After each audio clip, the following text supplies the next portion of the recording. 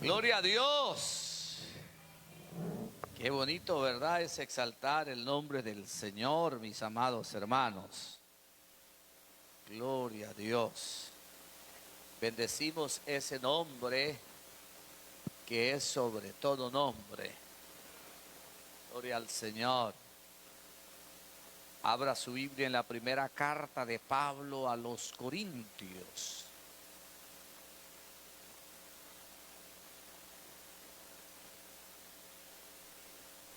Primera carta de Pablo a los Corintios, capítulo 2.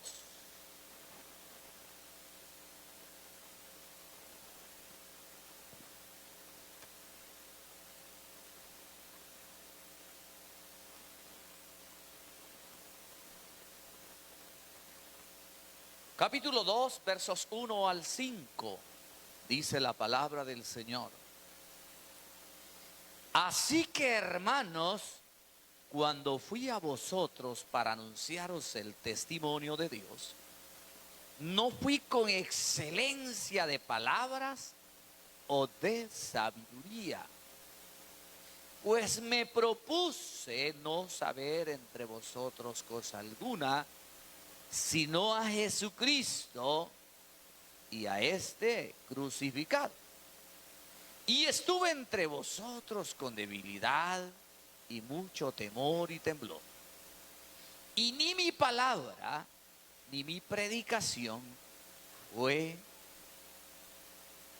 con palabras persuasivas de humana sabiduría, sino con demostración del Espíritu y poder, para que vuestra fe no esté fundada en la sabiduría de los hombres, sino en el poder de Dios. Gracias, Señor, gracias. Gracias, Padre amado. Gracias por la palabra. Gracias, Señor, porque hemos leído tu palabra. Ya nos has hablado. Ahora, Señor, permíteme exponer estos versos. Permíteme, Señor, exponerlos, predicarlos, de tal manera que seamos edificados, Señor, con tu preciosa palabra. Amén y amén. Gloria a Dios. Somos pentecostales. Y dicen que los pentecostales gritamos hasta de más. ¿Será cierto eso? Anoche como que no mucho. Hacemos mucha bulla, dicen otros. Esta noche vamos a estar hablando sobre la iglesia y su identidad pentecostal. La iglesia y su identidad pentecostal. Y por eso yo le decía, ¿por qué dice la gente que somos pentecostales? Yo le decía a usted, dicen que los pentecostales hacemos bastante bulla. Y si porque hacemos bulla nos identifican como que no mucho, porque el mundo hace más bulla que nosotros. ¿Sí? Entonces hacen más bulla. Entonces, si la bulla identificara a un pentecostal, serían más pentecostales aquellos que hacen demasiada bulla, y no importa si es para el diablo, que el Señor lo reprenda.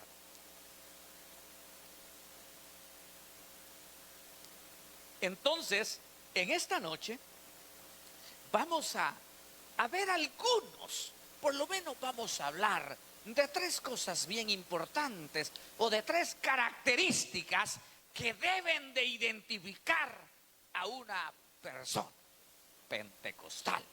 Ok, cuando se identifica, antes en el DPI ahora no vienen tantas cosas que nos identifiquen, más bien que el nombre y nacionalidad, la fecha de nacimiento, y bueno, pero antes en la cédula de vecindad había allí una sección que decía lunares y cicatrices visibles. porque estaban color de la tez, decían. Y a mí me escribieron en mi cédula, cuando fui a renovarla, moreno claro. Santo Dios, me dijo el secretario, que cuando yo fui a renovar mi cédula, me dijo el secretario que estaba en ese entonces: vos, ese que te sacó a vos la cédula, ese que te inscribió, me dijo, ha de venir, de seguro que vos veniste día lunes, me dijo, y todavía vino de goma. Vos no sos moreno claro, vos sos blanco colorado, me dijo. Entonces, bueno, en la cédula había ese espacio donde decía color de la tez, color de los ojos, color del cabello, bueno, y ahí lunares y cicatrices visibles. Y yo recuerdo que mi cédula, no le escupo ahí, yo tengo una cicatriz en el dedo pulgar izquierdo, entonces no le escupo ya la R, entonces decía dedo pulgar, entonces, pero es el dedo pulgar, oye. Bueno, ¿y por qué estoy hablando todo esto? Porque de alguna manera esas características determinaban quién era esa persona, ya sea porque muriera, lo encontraran por allá, o de repente se desaparecía. Entonces, en base a lo que se había escrito en la cédula, lo identificaban. Y yo también puedo decirle a usted en esta noche, nosotros como cristianos pentecostales debemos de identificarnos por características que la Biblia dice que nosotros tenemos.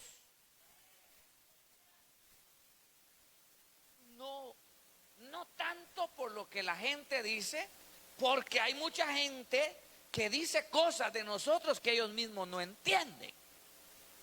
Así dice también Pablo a los Corintios, cuando ya dice que el hombre natural, de hecho en este mismo libro, en este mismo capítulo, perdón, en el verso 14 dice que el hombre natural no percibe las cosas que son del Espíritu, porque para él son locuras, porque las cosas espirituales se deben de discernir espiritualmente. Entonces yo no puedo confiarme a lo que diga un vecino, un amigo, una persona que nunca ha experimentado el mover de la gloria de Dios, porque él va a decir lo que su mente es capaz de entender. Entonces, por eso hay gente que cuando usted le dice, esos como que son pentes, ¿verdad? Decían antes, esos como que son pentecostales, mira cómo gritan, cómo brincan, cómo aplauden. Entonces, hoy aprenderemos a través de esta palabra, dentro de la identidad pentecostal de la iglesia, dice acá el apóstol Pablo que la iglesia de los Corintios, o enseñando a los Corintios, él les dijo: señores, yo no vine a ustedes con palabras persuasivas, con palabras de sabiduría humana.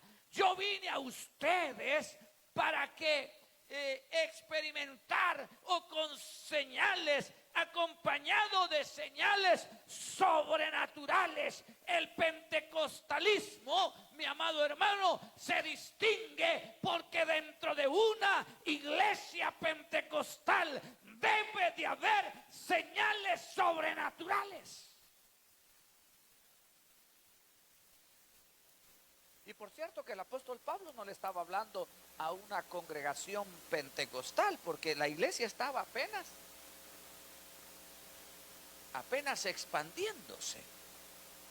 Es más, en ese tiempo no se llamaba los pentecostales. La rama pentecostal vino a nacer, hermanos amados, ya estamos hablando casi del año 1700 después de Cristo. Estamos hablando del siglo XVII, no es viejo lo pentecostal.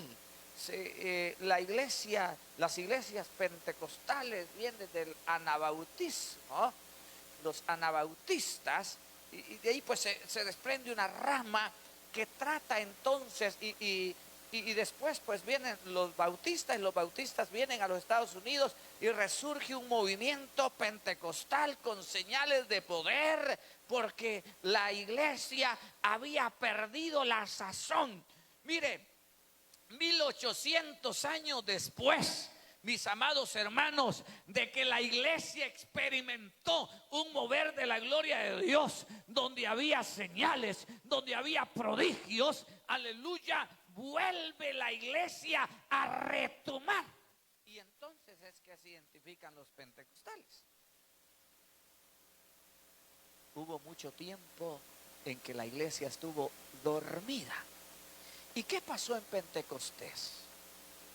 El Señor había hecho una promesa que está en Lucas capítulo 24, verso 49, cuando dice: pero quedaos vosotros en Jerusalén hasta que seáis investidos de poder desde lo alto. Y entonces, y ya en el capítulo 1 de los Hechos dice: pero recibiréis poder, dice en el verso 8, cuando haya venido sobre vosotros el Espíritu Santo, y me seréis testigos en Jerusalén, en Judea, en Samaria y hasta lo último de la tierra.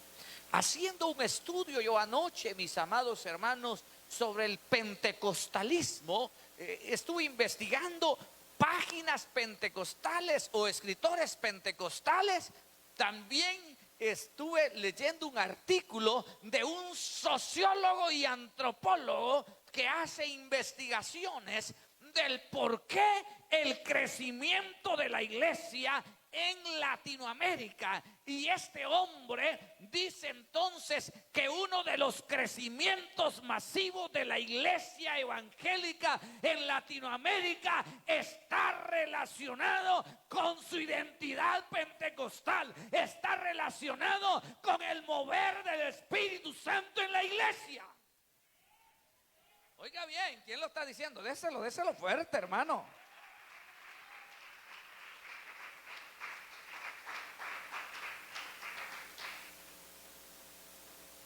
Lo está diciendo un sociólogo, antropólogo e investigador religioso.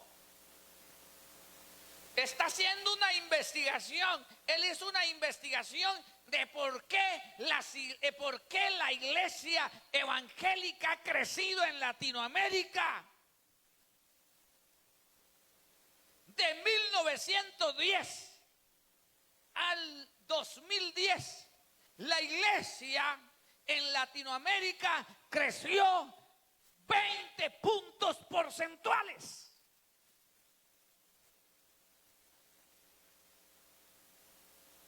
Creció en un porcentaje de 20.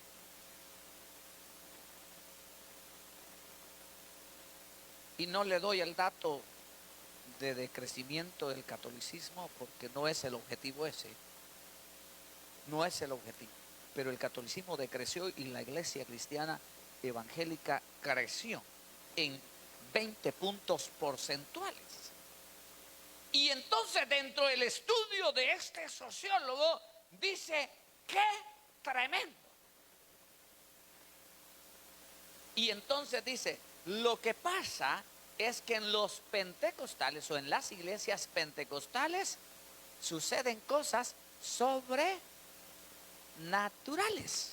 ¿Y qué fue lo que pasó entonces en Pentecostés? Dice la palabra del Señor en Hechos capítulo 2: y cuando llegó el día de Pentecostés, estaban todos unánimes, juntos. Y de repente vino un estruendo como de un viento recio que sopló en aquella casa. Y se les aparecieron lenguas como de fuego sobre sus cabezas. O sea, hermano, se miraba antorchas encendidas en las cabezas de los hermanos. Y usted dirá: ¿no será que le metieron fuego a la casa y les encendió el pelo? Pues entonces tenían que haber salido huyendo a echarse agua o sacudirse, pero no les quemó el pelo. Habían antorchas encendidas sobre sus cabezas, y entonces dice, y los oían que hablaban en otras lenguas según el Espíritu les daba que hablasen.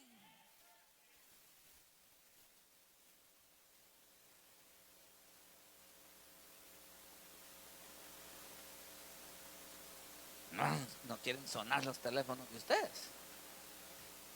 Tienen que sonar esos teléfonos. A las 8:25 tienen que sonar esos teléfonos. Tiene que estar puesta esa alarma. Entonces, ¿por qué? A las 8:25 todos oramos 1 minuto para que Dios levante obreros. Y que levante obreros, como lo estamos diciendo en esta noche, bajo el poder del Espíritu Santo. Padre, en el nombre tuyo, Señor, oramos, nos unimos, Señor, a miles de hermanos en Centroamérica que estamos orando 1 minuto, mi Señor, porque tú levantes obreros, para que se levanten hombres y mujeres dispuestos, mi Señor, a ir al campo misionero. Y cabe mencionar esta noche que se levanten bajo el fuego, bajo el mover de tu Espíritu. En el nombre de Jesús. Aleluya. En el nombre de Cristo Jesús. En el nombre de Jesús. Aleluya. Oh, gloria al Señor, mis amados hermanos. Entonces, una de las características que distinguen a una iglesia pentecostal es que una iglesia pentecostal debe de haber acontecimientos sobrenaturales. Eso no pasó a la historia. Esto tiene que seguir. La iglesia tiene que seguir experimentando el mover del Espíritu Santo. Tiene que haber nuevas personas bautizadas con el Espíritu Santo, y aquellas que se les apagó el fuego, aleluya, hoy le botamos la ceniza en el nombre de Jesús, y esos tizones encienden en el nombre de Cristo Jesús. Sí, mis amados hermanos, hay gente que después de que habló en lenguas tiene tiempo ya de no experimentar nuevamente ese fuego del Espíritu Santo. Posiblemente las tantas luchas que tiene, las tantas batallas que ha peleado, los problemas, las situaciones que le ha tocado que estar lidiando, han hecho de su vida una vida insípida, y eso equivale a un montón de ceniza que no deja que su leño encienda. Pero en el nombre de Jesús, por el poder del Espíritu Santo, la iglesia se levanta nuevamente bajo el fuego del Espíritu, y las señales sobrenaturales vuelven a la vida de cada uno de nosotros.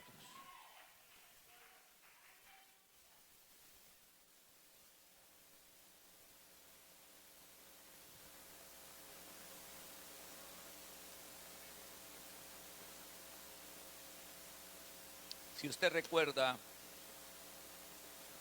o ha hecho un estudio, quienes de alguna manera se interesan por estar interpretando los acontecimientos dentro de la iglesia o del cristianismo, si le ha hecho un estudio al libro de los Hechos, usted sabe que de hecho ese día se estaba celebrando el día de Pentecostés. Para quienes no lo saben, el día de Pentecostés viene de quincuagésimo, o sea, se celebraba 50 días después de la Pascua, 50 días después de que Jesús fue crucificado.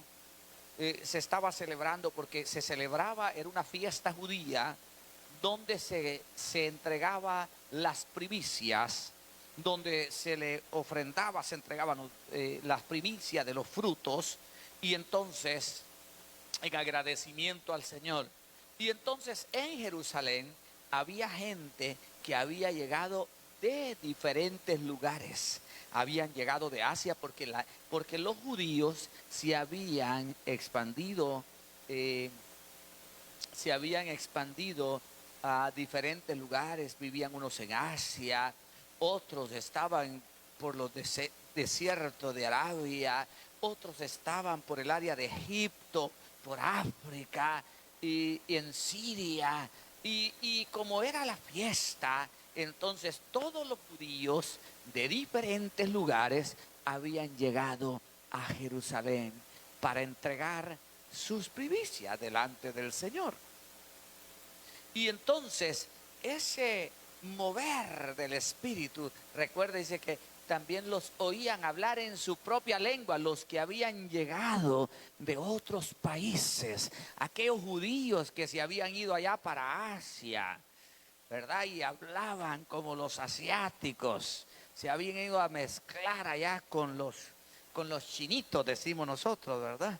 Entonces se habían ido para Asia, se habían ido otros allá a mezclarse con los morenitos africanos y allá estaban hablando otros idiomas, pero dice la palabra que los oían, que hablaban en su propio idioma. Algo estaba sucediendo y entonces ese fue el momento de la expansión del evangelio o del cristianismo, más bien dicho. Muy bien, segundo aspecto o segunda característica, si usted se da cuenta, nosotros los pentecostales, inmediatamente desde que hay un enfermo por ahí o hay alguien que dice, es que viera que ha estado malo, inmediatamente nosotros voy a orar por usted.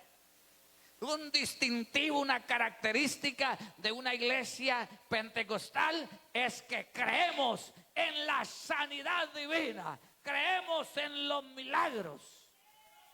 Nosotros miramos a alguien en una silla de ruedas y decimos, el Señor puede hacerlo caminar. ¿Sí?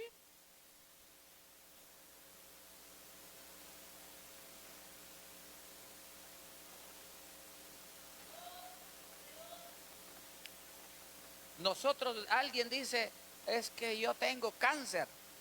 No se preocupe, hermano, no se preocupe, hermana. El Señor tiene poder para sanar. Y ora y lo unge. Sí. Y declara. Y entonces decimos, mire, dice la palabra del Señor en Santiago capítulo 5, verso 14. ¿Está alguno enfermo entre vosotros? Que llame a los ancianos de la iglesia para que oren por él, ungiéndole con aceite, le decimos nosotros. Y de ser posible, a los hermanos que les gusta orar, ahí cargan su botecito de aceite. Ajá, los que oran por enfermos, de hecho. Y ahorita voy a orar por usted y se comienza a meter la mano a la bolsa y a sacar el botecito de aceite. ¿Cierto o no es cierto? ¿Por qué? Porque creemos en los milagros todavía. Porque creemos en la sanidad todavía. Porque creemos en un Cristo que sigue sanando. Creemos en un Cristo que sigue haciendo milagros. Sí, sí, lo creemos. Fue lo que el apóstol Pablo le dijo a los corintios, yo no vine a ustedes a impresionarlos. Y no porque no hubiera podido impresionarlos. Era doctor en la ley, hermano. El hombre era un escatólogo. Le hablo que era un escatólogo porque el hombre habló sobre eventos futuros. Si alguien predicó sobre la muerte, si alguien predicó sobre el reino del Señor, sobre la venida de Cristo, fue el apóstol Pablo, fuertísimo. Él habló sobre la esperanza del cristiano, de la esperanza del hombre que muere en Cristo. Y él dijo, no muere, duerme, señores. Él habló del futuro del creyente. Entonces puedo decir que era un escatólogo, era un hombre diestro en la doctrina. Él tenía conocimiento amplio, era un doctor, él era experto, él sabía expresarse en el pueblo judío y en el pueblo romano, porque había ocupado cargos dentro del imperio romano. Era un hombre respetado, hermano amado, pero él dijo, yo no vine aquí a ustedes a decirle que soy ciudadano romano y se me respeta. Yo no vine a decirles a ustedes que yo estudié en la escuela de Gamaliel. Yo no vine a decirles a ustedes de que yo soy el doctor.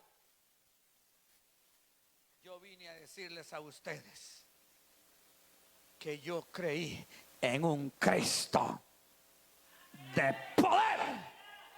Aleluya. En un Cristo de poder. No estoy en contra del estudio de los títulos, porque yo he estudiado. Dios me permitió graduar dentro de la iglesia de una licenciatura en ministerio pastoral, otros diplomados que hemos sacado allí. Y si Dios nos concede, seguiremos. Pero sabe, no vaya a ser que la iglesia vaya a dejar esta esencia y vayamos a caer en el error de aquel hombre que graduó de ingeniero agrónomo. Era el hijo del finquero y llegó allá con el corralero. Y usted sabe que para lidiar con el ganado, que el que sabe cómo patean las vacas y cuáles las vacas perras y todo eso, es el corralero. Y llega aquel ya cuando se graduó. ¡Hey, vos! Le digo, te cuento que ya me gradué de ingeniero agrónomo.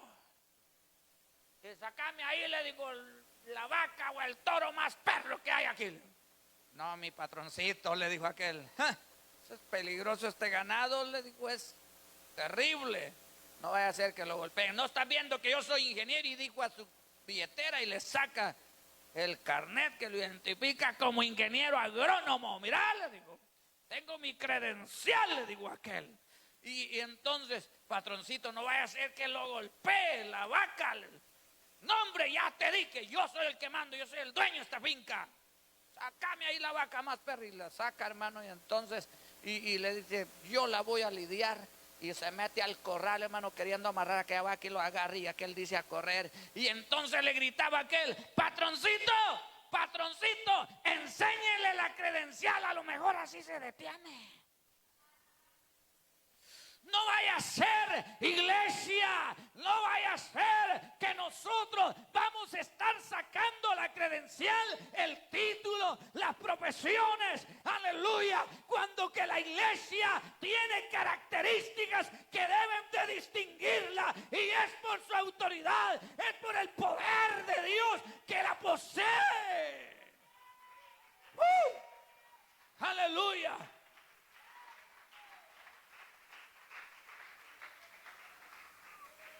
¡Wow! Sí. Y qué bueno, porque estudiamos sin perder la esencia de lo que somos. Eso fue lo que quiso decir el apóstol Pablo. Si él pudo haberse jactado de sus títulos, hermano, ¿verdad? Y hoy que estamos en la fiebre de los títulos, que el apóstol, el profeta, el santo Dios, hermano, una de títulos que hay, mire. Algunos ya no aceptan el título de pastor, porque el pastor es muy bajo. Tiene que llamarse apóstol, tiene que llamarse profeta. Ya no tienen que presentarlo como el pastor, como el siervo del Señor, sino que como el licenciado, el doctor, el magíster, mire, saber cuántos títulos más. Y hermano,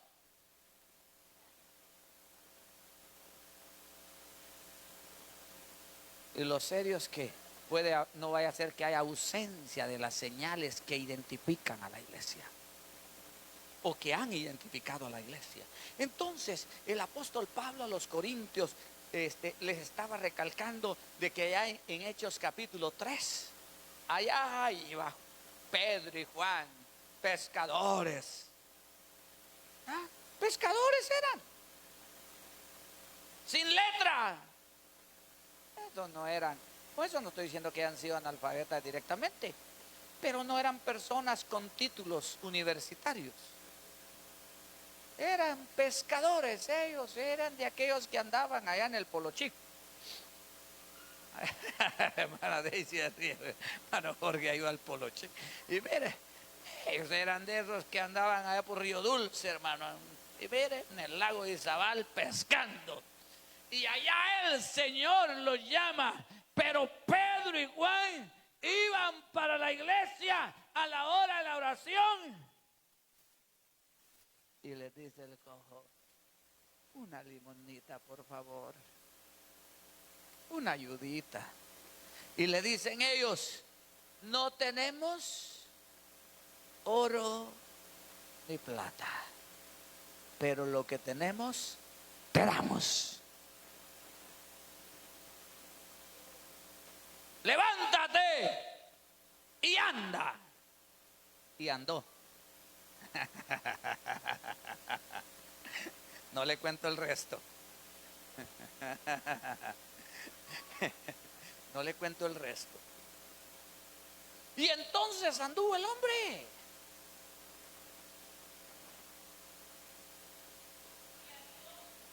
Señales de poder.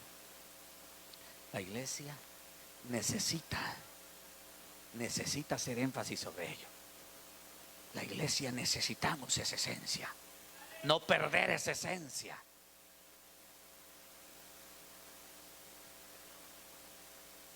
Es que, hermano, siento un dolorcito aquí. Mire, tómese 5 hojas de mango, 4 de naranja y 3 de guayabo. ¿Cuánto más lleva? Y 7 gotitas de 7 esencias. Pero no le va a echar 8 porque son 7. Ah, ya que sí. Mire, ya parece naturista más que cristiano. Sí.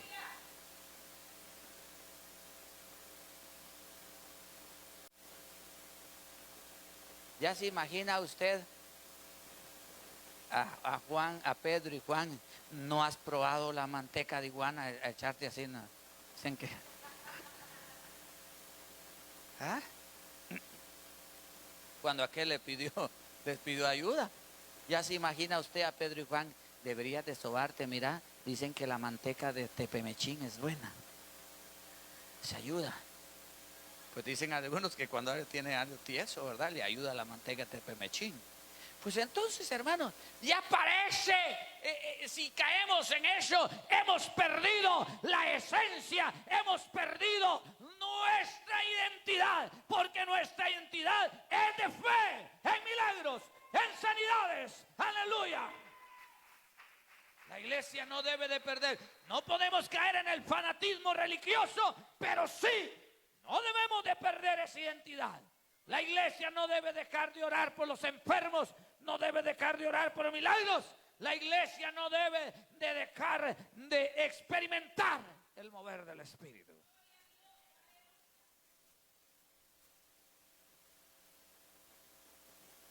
Ya le dije 2 señales sobrenaturales, milagros. Pero otra característica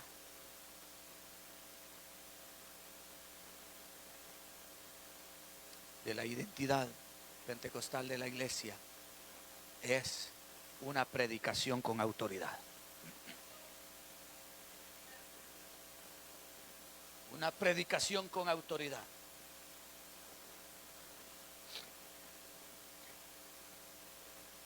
No crea, todavía hay iglesias que dicen como que no le abundó mucho al hermano, ¿verdad? Sí, están diciendo como que el hermano le hizo falta autoridad. Hay gente que está diciendo, se expresa muy bonito, pero le falta peso. Porque hemos experimentado predicadores bajo el mover del Espíritu Santo. Y a mí me preocupa dentro de las iglesias pentecostales que hay gente que ya le está llamando a eso emocionalismo. Una cosa es el emocionalismo y otra cosa es la autoridad.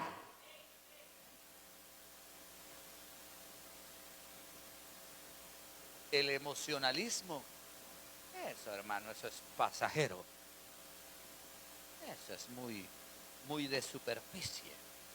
Las iglesias pentecostales, eso fue lo que dijo el apóstol Pablo, ¿sí o no? Yo vine a ustedes, mire lo que les dice.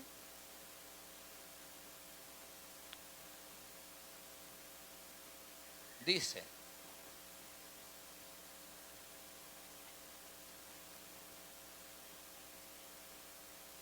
verso 4, y ni mi palabra, ni mi predicación fue con palabras persuasivas de humana sabiduría, sino con demostraciones del Espíritu y de poder, para que vuestra fe no esté fundada en la sabiduría de los hombres, sino en el poder de Dios. ¿Cómo tiene que ser la predicación entonces?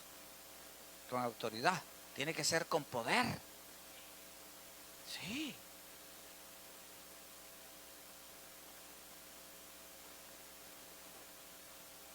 Entonces, uno de los distintivos o una de las características que identifican a una iglesia pentecostal es una predicación con poder, una predicación con autoridad. Qué bueno que nos preparemos, qué bueno que estudiemos, qué bueno que obtengamos títulos, qué bueno, sigamos. Gloria al Señor. Y de repente hay otro título además de doctor, pues hay que seguir, hermano. Hay que darle. Y qué bueno, gloria al Señor, sin perder esta esencia. Sin perder esta esencia. Porque si no caeríamos en lo que dice el apóstol Pablo, una predicación fundamentada en la sabiduría humana, una predicación fundada en lo teórico, una predicación fundada en el conocimiento intelectual, en el conocimiento teológico. Imagínese usted, yo predicándole, como estuve hablando a los bachilleres, los estudiantes de bachillerato el domingo, y yo diciéndoles a ustedes aquí, es que la iglesia tiene su identidad ontológica, cosmológica, teleológica, moral. ¿Qué me entendió ahí?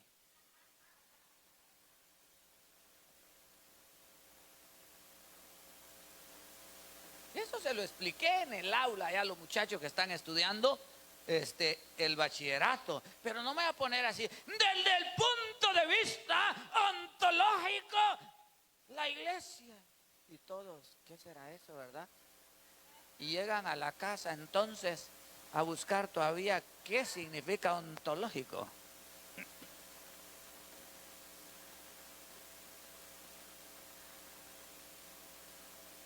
Entonces, la iglesia debe, mi amado hermano, de predicar con autoridad.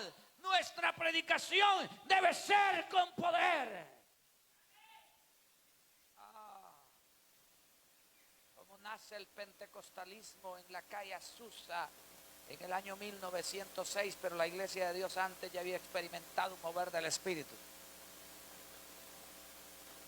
Ese fue el avivamiento de la calle Azusa, fue una explosión. Pero la iglesia de Dios años antes ya había experimentado. En 1886 la iglesia de Dios experimenta el mover del Espíritu. Gloria al Señor. Y ahí es donde nace nuestra iglesia. ¿Y qué era lo que pasaba? Claro que se cayó en los abusos y cuando no se tiene control. Pero hermanos, ellos estaban emocionados de lo que estaba pasando, pero ahí sucedieron cosas maravillosas. Ellos les quemaban hasta las casas donde predicaban, hermanos, y eso no los detuvo.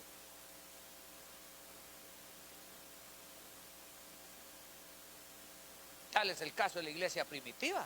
A la iglesia primitiva la persiguieron, mataron a muchos cristianos, pero ellos no dejaron de predicar, porque el mismo fuego de la gloria de Dios, para ellos era un honor morir predicando el evangelio.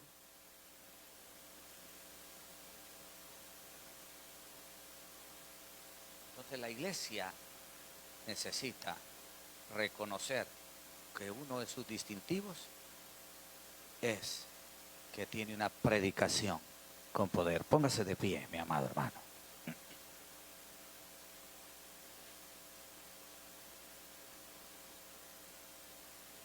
La iglesia va a seguir creciendo, va a seguir influyendo. La iglesia va a seguir tocando corazones.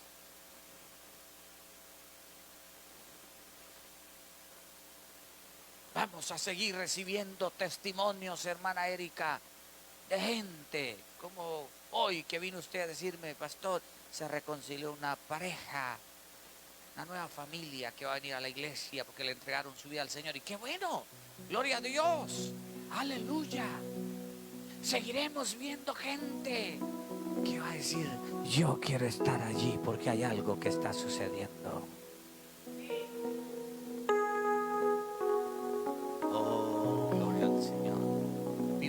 testimonio de una iglesia y un muchacho que asistió a nuestra iglesia, pero que ahora vive en Chiquimula, y dice ahí, ¿verdad? Desde Chiquimula vino hasta acá para ver un milagro. Hermano, no estoy en contra de que el Señor mueva gente de diferentes lugares, pero la iglesia tiene que reproducirse con autoridad. A donde quiera que la iglesia esté, debe de estar sucediendo algo glorioso. El mover del Espíritu debe hacerse presente en nuestras reuniones, de tal manera que haya un deseo ardiente por buscar el rostro del Señor.